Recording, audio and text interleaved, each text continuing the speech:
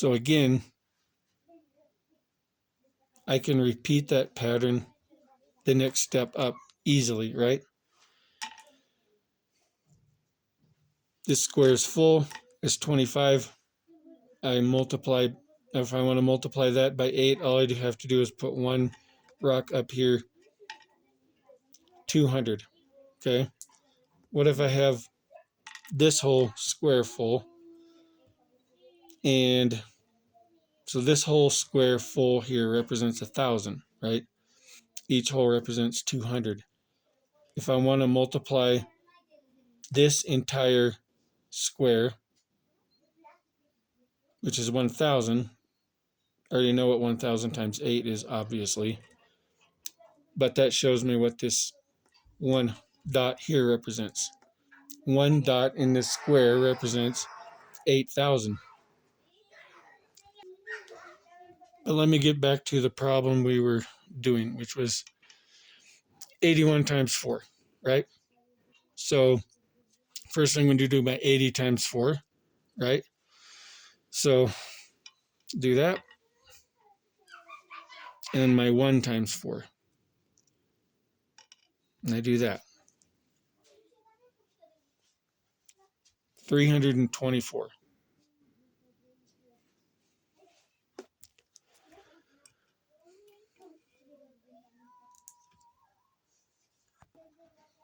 Let's do 122 times 3. One dot here is 120. And one dot here is 2. So we're going to multiply first. We're going to multiply 120 by 3. So obviously this dot here is 3. And if we're going to multiply that by 3, I just put 3 more rocks in the same square. I know the whole square is 9, right? So it's the same thing with 120. Just put 2 more rocks in there, 120 times 3, and the whole square is 360. All these holes are full. Then I multiply my 2 by 3. And I already know what that is. It's 6, so I'm just going to put 2 rocks there. And I can also represent it by a 5 and a 1 there, however I want. The answer is 366, right? 360, 5, and 6. Okay, so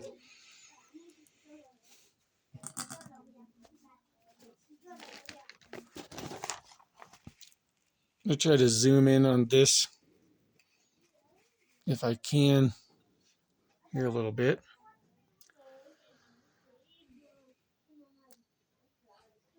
Maybe that's kind of hard to see, but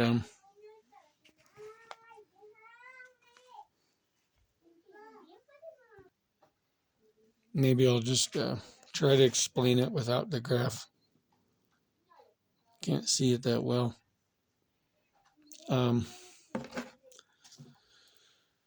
So what makes this a little easier is that before I was piling all the rocks in here, right? Like that. That represents 25. That represents 20. That represents 15. But we don't need to do it that way. We can represent our number. Let's just take this for instance. By starting here, and if I have a rock here, that's 5. And if I want to represent 10, I just move it up 1.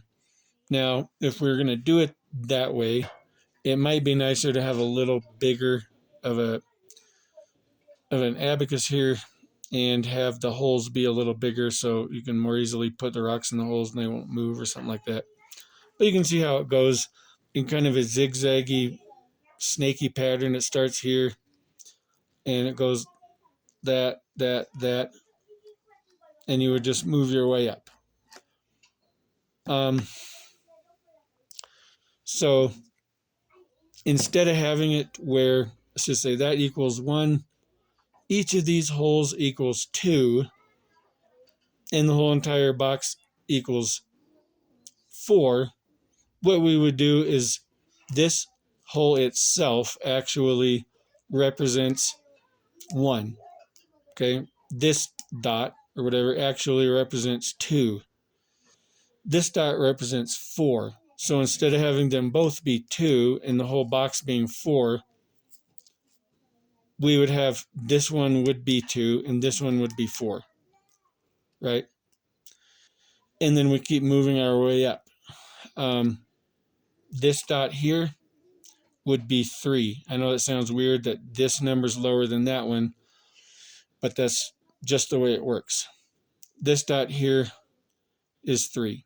This dot here is 6, and this dot here is 9. Okay, instead of it being that each dot is 3 and the whole square is 9, each dot actually has its own value, and no dot has the same value as another dot, right? So you're actually moving your way up to higher and higher values as you go. This dot equals 5. This one is 10. This is 15. This is 20. And this one's 25.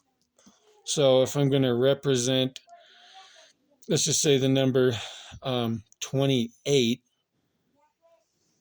I would go, instead of putting 5 rocks in here like I did before, I would just put the one farthest this way. And we have our 25. And then I would put one here to represent 3, right? But if I wanted to represent 31, I would have my 25 here. And I would put the rock here in the 6 space. So we have 25 plus 6. If I wanted to represent 34, I would have my dot in the 20, my rock in the 25 place. And then I would put this rock in the 9's place. So I don't really need to put more rocks. I could represent higher numbers, but I haven't really studied that out to see how that would work. I could have 9 here. Then I could have 6. So I'd have 15. And then I could put another rock here and have that be 18. And so you see how that would work differently than where each dot equals 3. Doesn't matter which one. So as long as I have 3 rocks in there, that's 9. If I have 2, it's 6. Doesn't matter where they are. It's actually a lot easier to do things in the way that I just showed you. Aside from if I was to represent, I have 9 here. Okay. Well, I have 6 here. I have 3 here. But if I wanted to put 9 and then 6 more, and that would be 15, or I wanted to put 9 and then 3 more, and then that would be 12. I suppose maybe you could do it that way. But for now, I'm just going with that each hole having its own separate value, and it kind of would count its way up. There's another way you could also do it, and that is that each hole, each dot, that you instead of saying this dot is 5, this dot is 10, right? This dot is 3, dot is 6, this dot is 9, and writing the numbers in it, you can also count your way up in this way. You could say 1, 3, 5. See what I'm doing? This is 1, this is 2, so now we have 3. This is another 2, so now we have 5. 8, 3 more, 11, 3 more, 14. You could also move your way up that way.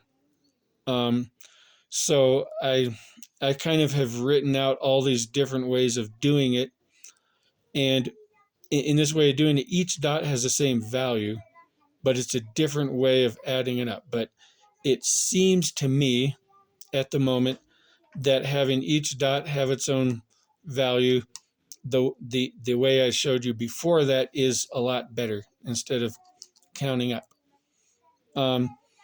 So what's interesting about this is that